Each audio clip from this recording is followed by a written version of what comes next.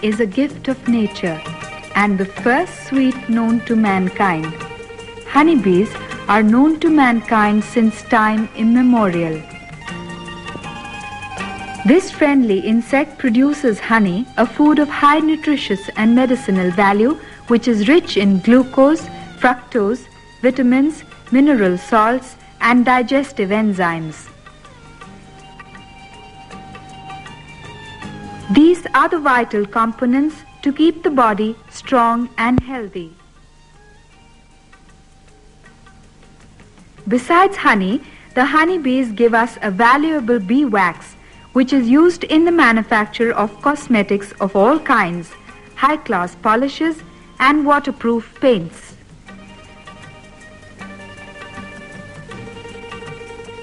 What is generally not known about honeybees is that they help the farmers in pollination of their valuable crops, that is fruits, oilseeds, vegetables, and cotton and jute crops, etc.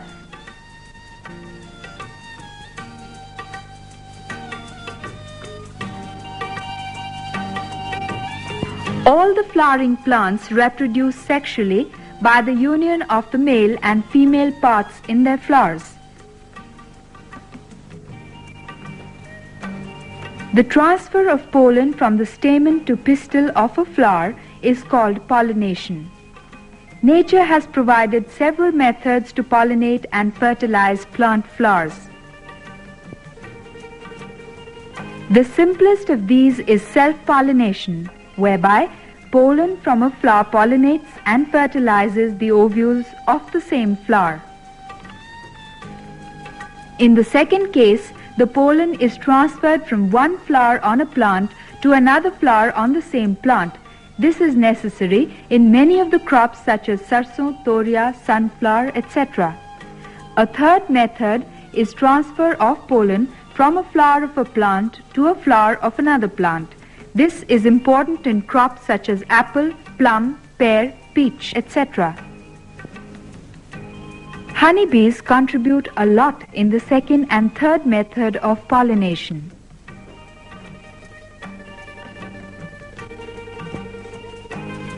Bees therefore increase the production of cross-pollinated crops many times and bring monetary benefits and happiness to farmers.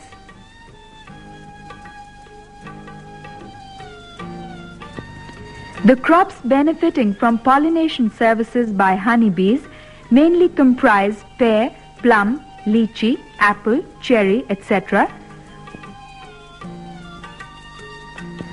Oil seeds such as sarson, sunflower, til, thoria, taramira, nijjar, etc. Vegetable seed crops such as cauliflower, cabbage, radish, turnip, carrot, onion, etc. And also cotton and jute crops.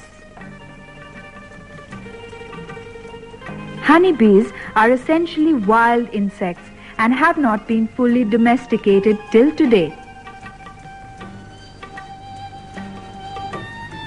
Research over many decades had, however, made it possible to rear and manage 2 of the 4 species of honeybees for honey production and crop pollination.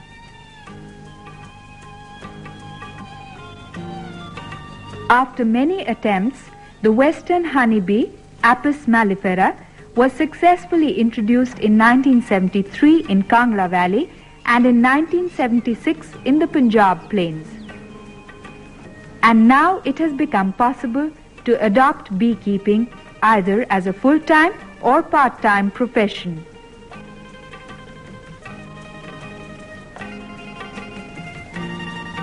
Out of the 4 species, the giant bee and little honey bee are wild and highly migratory and make a single nest in the open and therefore unsuitable for scientific beekeeping.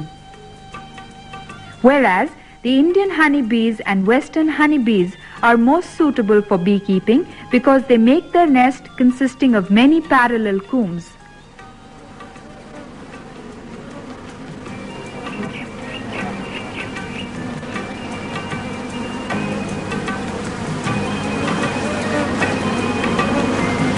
These characteristics make it possible to keep these bees in man-made parallel combs.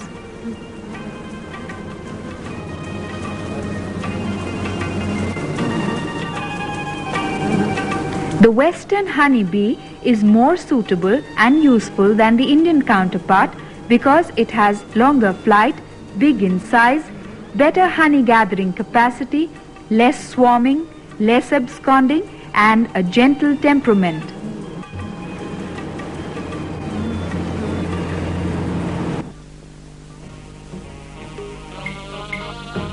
A hive is the home provided to the bees by the beekeeper. It is a wooden structure consisting of several parts. Hive stand, bottom board,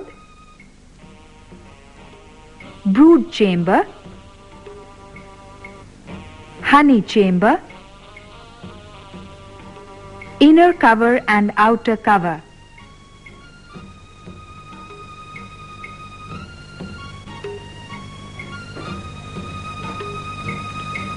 Let us see how these parts are assembled.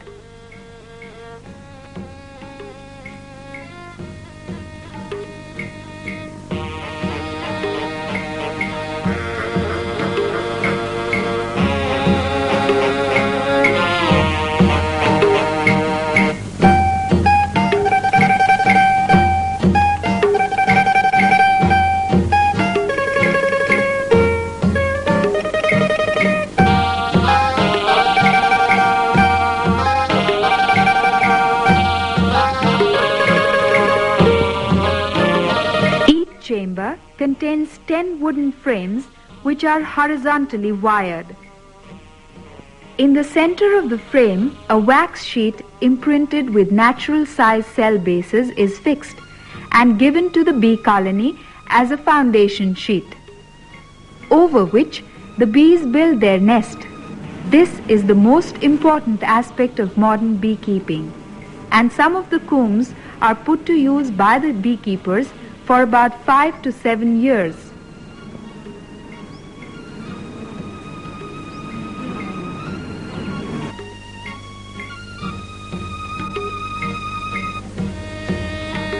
Honeybees have a highly developed social order and they live in a colony like a family. A typical colony is made up of a queen, few hundred drones or males, and many thousand workers up to the extent of 40,000 to 60,000 in a colony. All the 3 castes live as one biological entity, and the absence of any one of these castes will destroy the whole colony. Queen is the mother of the colony, and all the workers and the drones are her progeny. The only work of a queen is to lay eggs. She is constantly fed by the workers. She is capable of laying 800 to 1500 eggs per day. She lays around 4 lakh eggs in a lifespan of 2 years.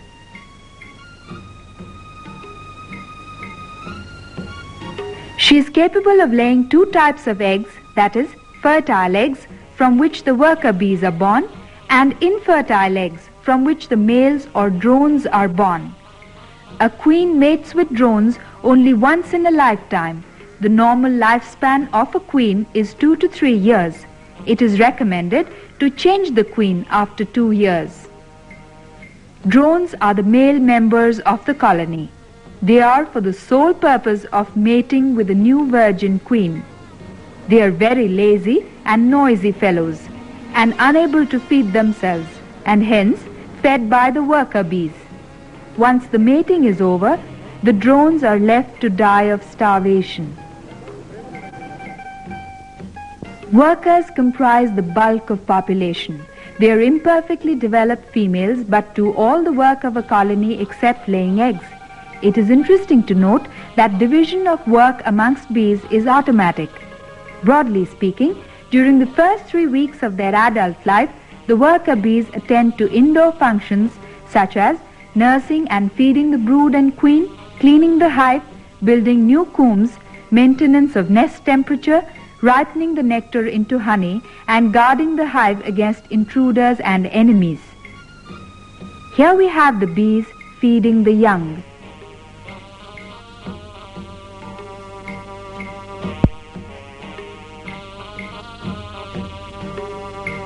Looking after the queen.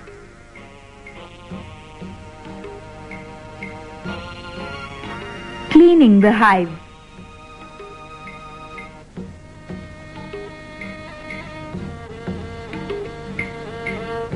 Building the nest.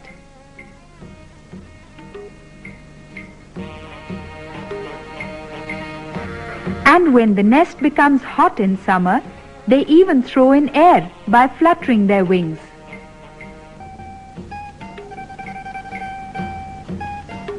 They are here ripening the nectar into honey, storing and sealing the cells for future use. And the guards are always ready for attack on any unfortunate intruder.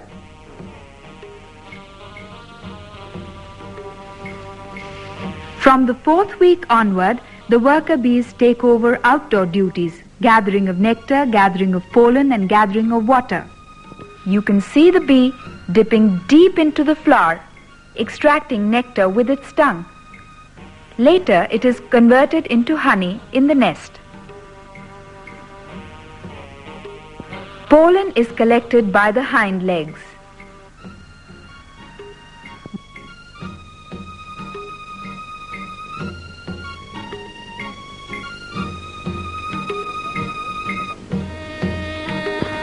Water is also collected with the tongue.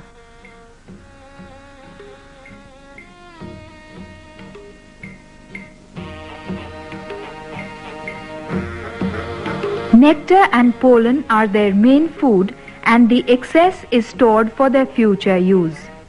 Water is gathered for dilution of stored honey for feeding the developing broods.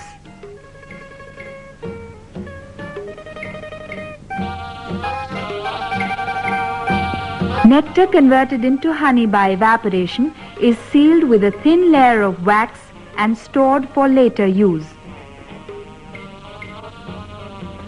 It is hence the duty of a good beekeeper to help the bees to store more honey so that surplus honey may be extracted. Do you know, to gather half kg of honey, the honeybee has to visit 5 million flowers. The life of the worker bee is 6 to 8 weeks. With the blooming of trees and plants in early spring, a sensational joy is noticed among the bees. This is the time when plants secrete abundance of nectar and bees become madly busy in collecting and storing it. In India, there are 2 distinct seasons when the honeybees make and store honey in abundance. Summer honey flow occurs from March to May and autumn honey flow is in October and November. During each flow period, a good colony of western bees yields an average of 20 to 30 kg of surplus honey, while the Indian honeybee gather half the quantity. The major summer honey flow sources are sarson, citrus, lychee, tun, eucalyptus, shisham, barsim, etc. The major autumn honey flow sources are cotton, arhar, soya bean, chichri, which is a wild bush in the higher hill.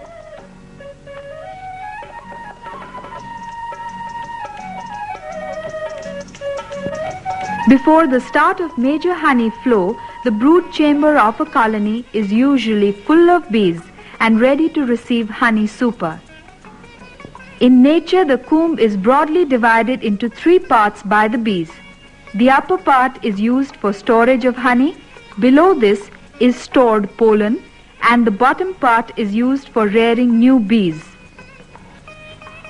Supering for honey production takes advantage of this natural behavior of these bees by upward extension of the part of the comb where honey is stored.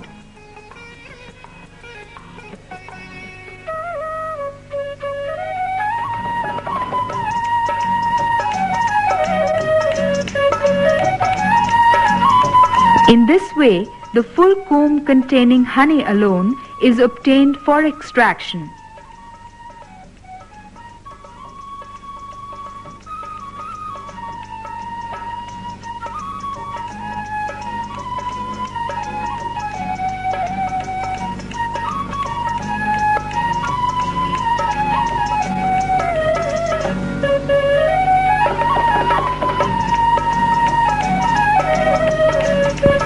For extraction of honey, only those combs should be selected where more than 70% of honey has been sealed. The selected frame should be shaken to remove the bees and then cleaned with a soft bee brush.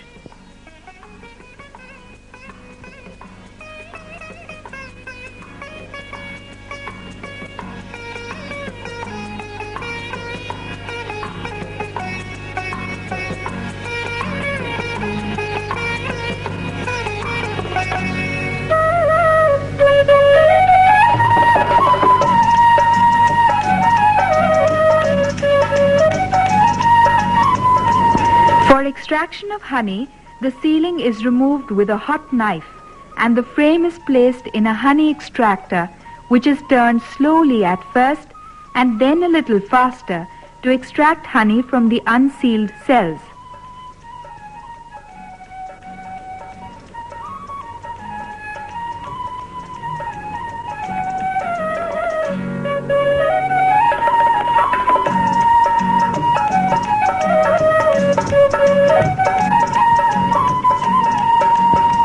Honey is pulled out of the cells by the centrifugal force.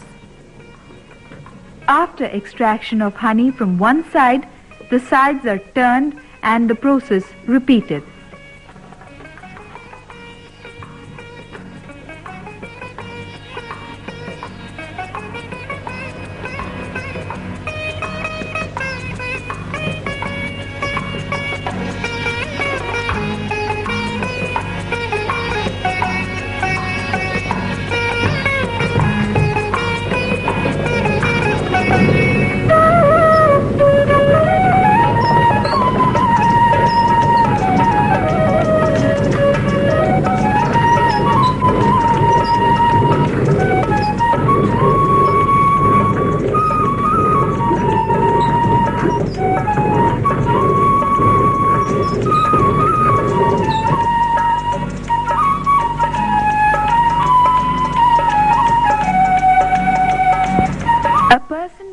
Take on beekeeping should study diversity and abundance of major honey flow plants where he wants to keep his bees.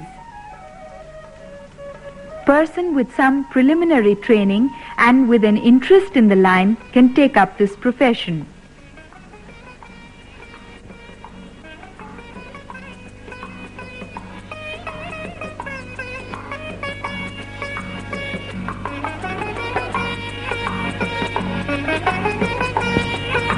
Having selected the site, one should start with 5 to 10 colonies to gain first-hand experience for at least 1 year.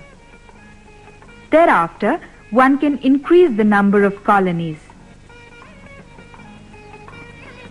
A beekeeper should obtain a standard beehive and bee equipments and good honey bee colonies from agriculture universities, government departments of agriculture, and reputed beekeepers.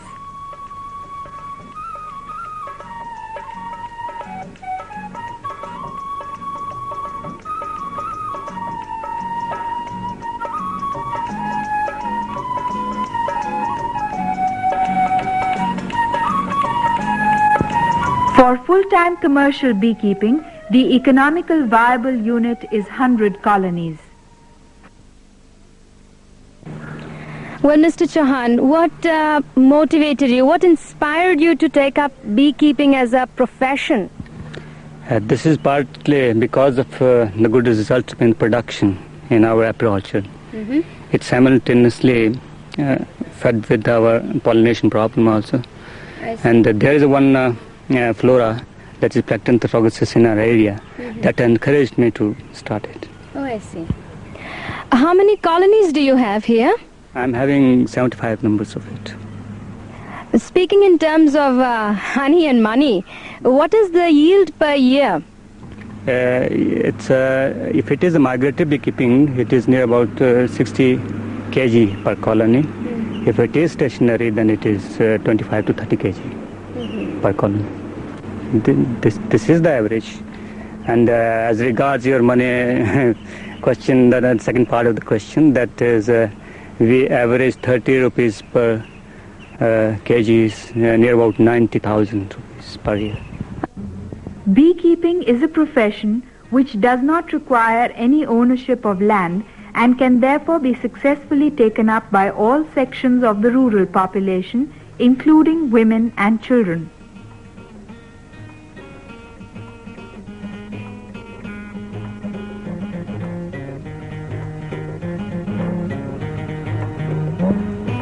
The colony should be checked regularly at an interval of 10 to 15 days. The main attention should be given to the health and development of a colony, appearance of queen, and presence of fresh eggs.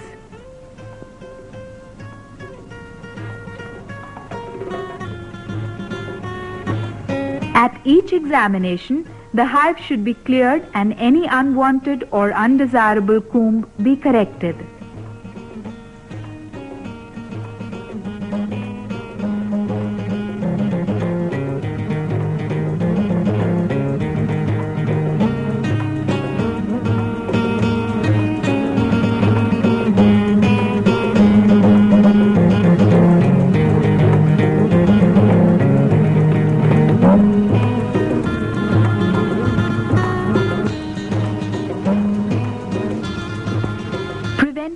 Curative measures should be taken from time to time against parasitic mites. Very light dusting of finely powdered sulfur should be given over the top bars of the frames as and when required. Acarine diseases of honeybees can be controlled by fumigating the colony with formic acid.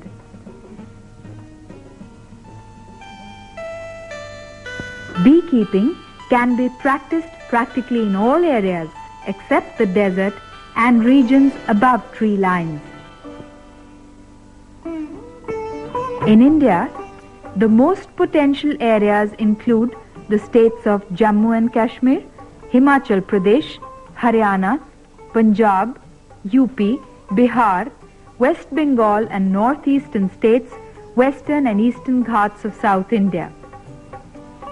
For further information and help, you can contact agriculture universities, government departments of agriculture, and Khadi boards. Keeping bees for honey production has acquired a national dimension as it harvests a very useful natural resource which is presently going waste. Our scientists and planners estimate that India is capable of producing 2 lakh tons of quality honey per year worth 400 crores of rupees from these untapped natural resources.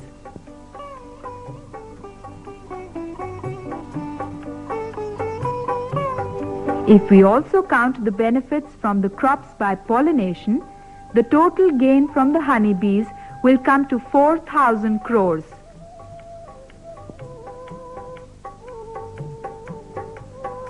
Let us tap these resources, which are at present going waste, and produce this wholesome food for our growing young.